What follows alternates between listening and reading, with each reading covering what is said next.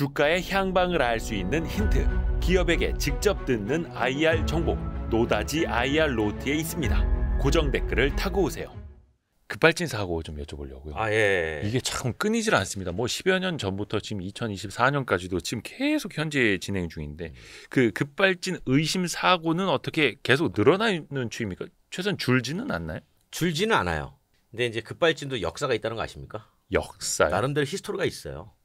이게. 급발진의 역사. 예. 영어로는 unintended acceleration이라고 해요. 네. 그러니까 의도하지 않은 acceleration. 나는 분명히 액셀레이션, 즉 악셀 페달을 밟지 않았다. 예. 그런데 얘는 차가 의도하지 않게 가속이 되더라. 이제 그렇게 표현하는데, 그러니까 급 발진이라보다는 영어로 굳이 표현하면 급 가속이겠죠. 네네네. 이게 왜 역사가 있냐면 자동 변속기 지금 이렇게 레버를 보시면 주차, 후진, 중립, 드라이브, 네. PRND 이렇게 돼 있어요. 네네네. 초기에는 이렇게 안 돼 있었습니다. 그러면요? 초기에는 드라이브와 네. 후진이 네. 붙어 있었어요. 그러니까 후진하려고 자동 변속기가 후진하려고 본인은 낫다고 생각하는데 알고 보니 드라이브에 놓은 거예요. 페달을 밟으면 차가 앞으로 가고 네. 급발진이야. 그래서 이제 이거를 미국에서 이제 규정을 만들면서 바퀴가 굴러가는 앞으로 굴러가는 것과 뒤로 굴러가는 것 사이에는 반드시 중립을 넣어라. 그래서 지금 이 규칙이 만들어진 거란 말이에요. 그랬더니 급발진 의심 사례가 확 줄어요. 그 PRND가 그때 그렇게 정리된 거예요. 그러다 이제 또 쭉 가는데 자꾸 이제 급발진이라고 보고가 됩니다. 또? 네, 보고가 돼요. 그때 뭘 했냐면은 보니까 당신이 이 주차 레버가 네. 완벽하게 옮겨지지 않았거나 아니면 예. 주차 레버를 본인이 막 움직이다가 예. 탁 치는 거예요. 예. 주차에 놨는데 또는 드라이브에 놨는데 갑자기 뭘 하다가 툭 쳐가지고 얘가 뉴트로 중립으로 간 거예요. 근데 뭐 툭 쳐가지고 또 드라이브로 온 거야. 그러니까 왜 안 가? 윙 하다가 툭 잘못 건드려가지고 왜 가네? 이것도 위험하구나. 이때 또 많이 보고가 됐어요. 그래가지고 지금 저동 변속기의 옆에 보시면 레버가 있어요. 뭐 눌러야죠. 그거를 눌러야만 네. 주차에서 빠져나오게끔 만들어준 거예요. 지금은 좀 많이 달라졌으면 옛날에는 이렇게 손잡이 있으면 옆에 이렇게 누르는 게 있었죠. 그렇죠. 그걸 만들어준 거예요. 네네네. 그때 많이 줄었어요. 그래도 계속 보고가 나와요. 예. 그래서 이번에 뭐 했냐면 아예 브레이크 페달과 가속 페달을 잘못 밟을 수 있으니 동시에 밟았을 때 가속 페달 신호를 없애버리자. 이게 무슨 얘기냐면 네. 동시에 밟을 수 있잖아요. 잘못 하다 보면 그러다가 브레이크 페달에서 발을 딱 놓으면 링 하고 튀어나오겠죠. 네네. 그래서 아예 두 가지의 신호가 같이 들어오면 이 사람은 정지라고 판단을 해서 아예 가속 신호를 받지 말자. 그걸 브레이크 오버라이드 시스템이라고 해요. BOS를 했더니 또 확 줄었어요. 이제 그런 상황에서도 계속 보고가 되는 거죠. 그러면서 최근에 국립과학수사연구소가 급발진 없습니다. 지금까지 모든 급발진 의심 사례를 조사한 결과 이건 다 운전자의 페달 오조작이었습니다. 라고 결론을 내버린 거죠. 그랬더니 이제 일반 소비자 단체나 이용자에서는 그게 말이 되냐? 그 급발진은 존재한다. 그러니 단순하게 과학적 증거라고 내민 증거라고 하지만 그 과학적 증거라고 얘기하는 EDR이라고 하는 데이터 리코드 장치가 즉 사고를 기록하는 블랙박스 자체가 문제가 있다면 이것도 잘못 기록되는 거 아니냐? 그랬더니 국립과학수사연구소는 그럴 리는 없다. 라고 이제 반박을 하고 있는 거죠. 그래서 결국 어디까지 왔냐? 자, 그러면 이게 실제로 운전자의 오조작인지 아니면 급발진 현상이 있는 건지 블랙박스를 페달에 달아봅시다. 그래서 교통안전공단이 시범 사업 들어갔어요. 최근에 그냥 민간 풋 블랙박스도 많이 팔고 있고, 그렇죠. 그 시범 사업까지도 별도로 시행을 하는 거예요. 네. 그래서 이제 그 시범 사업에서 만약에 급발진 사고가 발생을 했는데 페달 블랙박스를 봤더니 정말 운전자가 브레이크를 밟고 있는데 브레이크가 아니죠. 가속 페달을 열심히 브레이크인 줄 알고 밟고 있더라. 그렇죠. 그게 또 최근에 왜 안 서 그러면서 그렇게 되면 이제 페달 블랙박스는 무용지물이 되는 거죠. 그러니까 그게 제조사의 결함을 밝혀내겠다라고 발에다가 카메라를 달았는데 결국 알고 보니 사람이 엑셀을 계속 밟고 있더라. 그렇죠. 그러면 이제 지금까지 그 페달 블랙박스 착용을 권고했던 이런 뭐 여러 여기저기 많이 있잖아요. 이런 사람들은 일종의 이게 불안감 조장하여 사업하는 사람들이 되는 거고 그렇지 않고 페달 블랙박스에 정말 브레이크를 밟았는데도 차가 안 쓰더라 라고 하면 자 제조사 봤지 분명히 문제가 있는 거야. 자 니네 이거 해결 좀 찾아와 이렇게 되는 거죠. 근데 아직까지는 그 전자가 많았다는 거죠. 제조사의 결함보다는 그렇죠. 사람의 착각이 훨씬 더 많더라. 물론 다 공개가 되지 않기 때문에. 물론 이거 뭐 블랙스완 같은 일이 벌어질 수도 있는 거니까 아직은 다 이제 일반화하기는 어렵습니다만. 그래서 그게 또 공통점 표현해도 될지 모르겠습니다. 좀 고령 운전자에게서 그런 착각이 좀 많았었다는 거잖아요. 그러니까 페달 오조작이라는 게 젊은 사람보다는 고령자가 착각할 가능성이 커요. 그건 어쩔 수 없어요. 왜냐하면 운동 인지 능력이 떨어지기 때문에 순간적으로 착각할 수도 있고 그래서 실질적으로 급발진 사고라고 의심되는 거를 분석을 해보면 운전자 통계를 내보면 고령자가 많긴 해요. 근데 이게 일반적으로 고령자의 인구층이 늘어났기 때문에 운전자도 같이 늘어났으니까 똑같은 사고율로 보면 늘어난 거냐 아니면 정말 문제가 있는 거냐라고 하면 그걸 보거든요.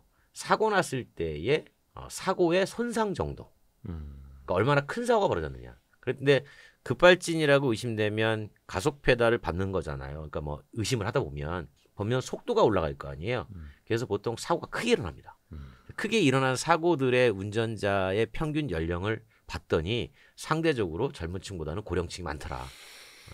그래서 일본에서도 이 고령층 운전 페달 오조작이 의심이 돼서 좀 전에 말씀드린 페달 오조작 방지 장치를 의무화했던 거예요. 의무했더니 고령 운전자의 사고가 크게 감소한 거죠. 그러니까 참 이게 여론이 몇 년 전까지만 하더라도 제조사 나쁜 놈, 제조사가 뭔가를 더 숨기는 것 같아. 막 국토부도 한패거리 같아. 막 이랬다가 최근에 그 발에 닿는 블랙박스 영상 몇 개 공개되고 나니까 어르신들의 착각이 좀 많았구나. 또 확 달라지더라고요. 이것도 참 어쩔 수 없는 거잖아요. 여론이라고. 우리나라에서도 2015년도에 국토부에서 민간하고 같이 이 블랙박스 의심 원인을 찾기 위해서 공개 조사를 한 적도 있어요. 근데 그때도 결국 찾지를 못했는데 그 대외적으로 다 공개했거든요 결과를. 근데 그때도 못 찾았어요. 그러니까 참 어려운 문제이긴 해요. 그래서 이제 어쩔 수 없이 페달 블랙박스를 달았으니 시범으로 달았으니 이제 거기에서 어떤 현상이 나온지를 봐야 되겠죠.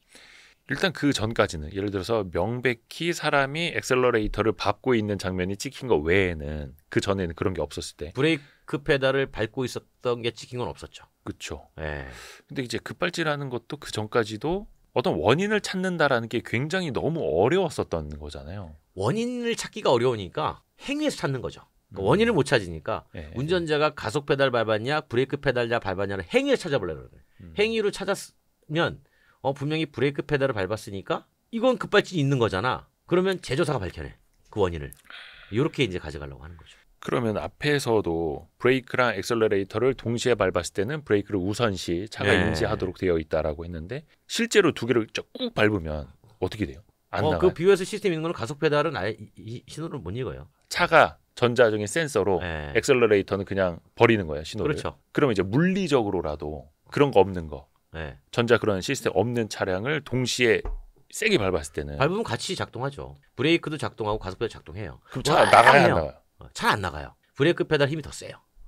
안 나가고 소리만 하겠죠. 그 드래그 레이싱 할 때 브레이크 때문에 확 튀어나간 것처럼. 그러다가 이제 브레이크 페달에 발의 힘이 좀 떨어지거나 해가지고 탁 떨어지면 훅 튀어나가는 거예요. 그럼 예를 들어서 한 150km로 달리고 있을 때 엑셀러레이터는 풀 가속하고 있으면서 브레이크를 정말 있는 힘껏 밟으면 브레이크가 기본적으로 더 힘이 세게 설계를 해요.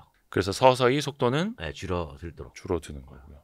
그 아까 이제 내연기관차하고 전기차 뭐 비교도 잠깐 이제 여쭤봤었는데 그러면 급발진 사고는 내연기관차, 전기차 어떤 게 더 많다 이런 거는 그건 뭐 달리 딱 특별한 통계가 없어요. 그러니까 왜냐하면 급발진 다 의심 사례, 그러니까 의심으로 추정이 되기 때문에. 최근에 저도 이제 보면서 어디 뭐 갑자기 가게를 돌진했다. 그러니까 이런 거 보면 과거에는 운전자들이 무조건 나 급발진이요라고 얘기했는데 최근에 나온 뉴스들을 보니까 내가 페달 조작 잘못했다라고 스스로 시인하는 분도 계시더라고요. 근데 특히 이제 그 디젤차 같은 경우 가속력이 조금 느리고 전기차는 굉장히 빠르잖아요. 빠르죠. 그래서 거기에서 오는 실수도 조금 많지 않을까요? 전기차 같은 경우에는? 저는 뭐 그렇게까지는 생각하지 않는데 뭐 전기차라고 해서 급발진이 많고 적고 뭐 그런 거는 특별히 뭐 통계적으로 또는 뭐 입증된 바는 없는 것 같아요. 그래요. 혹시 누가 있으면 좀 알려주시면 제가 참고하겠습니다. 이게 그러면 급발진 사고를 예방하는 방법도 있습니까? 많은 분들이 나와가지고 예방한다고 그러잖아요. 예. 예방? 예방 어떻게 하죠? 아니, 저 같은 경우에는 그렇게 하거든요. 제가 또 이제 모범 운전병 출신이다 보니까 그러니까 어떤 분들은 엑셀러레이터는 이제 그 브레이크가 있을 때 발을 엑셀러레이터 쪽으로 11자로 만들어 놓은 다음에 브레이크를 이렇게 밟으세요. 저는 이거 위험하다고 보거든요. 그래서 가장 디폴트로 발을 브레이크 위에다 올려놓고 엑셀러레이터 이렇게 밟는 걸로. 이러면은 이제 기본 발을 이제 11자로 폈을 때 브레이크로 올라오게 되니까 그럴 수 있겠죠. 조금 안전하다고 보는데. 그러니까 이런 거죠. 시동 걸고 보통 브레이크를 밟지 않으면 시동이 안 걸리잖아요. 요즘 차들은. 네네네. 그러니까 이제 시동 걸고 바로 변속 레버를 조작해서 급하게 가기보다 눈으로도 한번 보고 정말 뒤에 왔는지, 그 다음에 이제 클러스터에 보면 요즘 디지털로 다 뜨잖아요. 네네네. 이게 정말로 그 자리 왔는지, 포지션에 왔는지 이런 거 좀 확인하고 운행하는 게 좋다. 그리고 어떤 분들은 급발진이 일어났을 때 어떻게 대처해야 되느냐라고 이제 뭐 많은 분들이 나와서 얘기하잖아요. 그죠. 그 급발진 순간에. 가장 좋은 방법은 발 떼세요. 두 발 다. 뭘 밟으려고 하지 말고. 아니 그게 최근에 다시 나오는 매뉴얼이에요. 뭘 밟으려고 하지 그냥 발 떼라. 왜? 그게 페달 오조작 가능성이 있으니까 그냥 발 떼라. 그렇죠. 그 당황하는 그 순간에 뭐라도 밟으려고 했는데 그게 하필 엑셀러레이터일 수도 있는 거고. 근데 그 전에 이제 이렇게 그 가속 페달 오조작 얘기 나오기 전까지는 이제 많은 뭐 전문가들이 나오셔가지고 물론 저도 일부 그렇게 한 적도 있지만 길가에다가 일부러 가드레일 받아가지고 끄거라. 속도를 줄이세요. 뭐 그런 얘기 많이 했잖아요. 브레이크를 스펀지 펌핑 해가지고 여러 번 나눠서 밟으세요. 네네네. 뭐 시동 버튼을 눌러서 끄세요. 생각해보면 다 위험한 일이에요. 근데 워낙 급발진 자체가 더 위험하니까 위험하니까 이렇게 얘기를 하는 건데 지금 나오는 얘기는 두 발 떼세요. 아니면 엔진 브레이크를 써라 뭐 이런 거 있지 않았습니까? 엔진 브레이크도 쓸 줄 아는 사람이 쓰는 거죠. 그래서 요즘에 이제 패들 시프트라도 있으면 이게 좀 쉬운데. 그럼요. 그거 없으면. 아니면 그거 없으면 이제 기어 레버 해가지고. 그렇죠. 오토매틱 이거 해야 되는데 그 순간에 안 해보는 사람들은 또 못하죠. 그렇죠. 그래서 요즘 그 급가속이라는 현상이 나타나면 두 발 떼세요가 권고 사항이에요.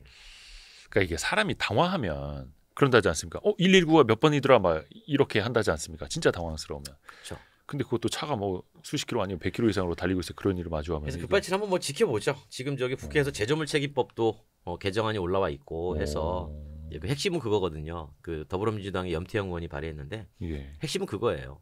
제조물에 문제가 발생했을 때 입증 책임을 제조사가 하라.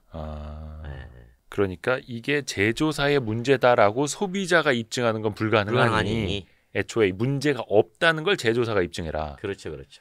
이거는 좀 달라질 필요가 있죠. 그거를 이제 뭐 한문철 변호사께서 늘 말씀하시는 거고. 얼마 전에 이제 그 민주당의 염태영 의원께서도 이제 발의하셔가지고 진행이 지금 진전이 계속 되고 있는데 논의가 쉽게 발전되지 못하는 건 제조사의 반대가 커요. 그렇죠. 이게 또 그냥 뭐 국산차 브랜드 한두 개가 아니라 그냥 단순히 전 세계 차 메이커가 자동차뿐만이 아니거든요. 여기서 제조물 책임법은 자동차만 들어가는 게 아니에요. 뭐 가전제품 다 들어가요. 제조물은.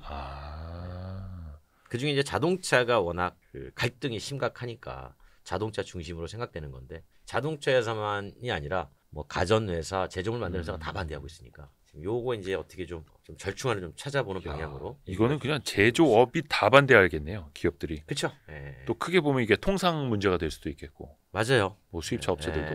유럽이나 있는 자동차 회사들은 지금도 그래요. 급발진이 어디 있어? 현지에서는 그런 논란이 없을까요? 거기도 이제 사람들이 착각하는 경우도 있을 거고 차에 문제가 있을 수도 있을 텐데. 그래가지고 이제 페달 블랙박스를 의무화하자고 얘기가 나왔었어요. 네네네. 그랬더니 딱 첫 마디가 행정부에서 나온 얘기가 그거 우리가 의무화하면 무조건 통상 갈등 생깁니다. 유럽도 안 하는데 미국도 안 하고. 그죠. 그 차 나올 때부터 달려 나오게끔 해야 되니까. 단가도 올라갈 테고. 단가를 떠나서 왜 아무도 안 하는 걸 우리가 먼저 하려고 합니까? 통상 문제 생기게. 그렇게 해명하는 분도 계시죠. 그래도 일단 그거는 시범 사업 들어갔다고 하니까 발등에다 다는 그 블랙박스 카메라 그거 보고 또 이제 어떤 결과 나오는지도 한번 좀 봐야겠네요. 하여튼 중요한 건 안전운전입니다. 안전운전. 사고 나지 않고 안전운전 하시길 좀 바라겠습니다. 오늘 많이 배웠습니다. 역시. 별 말씀. 국민대 겸임 교수 그리고 퓨처 모빌리티 연구소장인 권용주 소장이 함께했습니다. 감사합니다. 고맙습니다. 고생하셨습니다. 고생하셨습니다.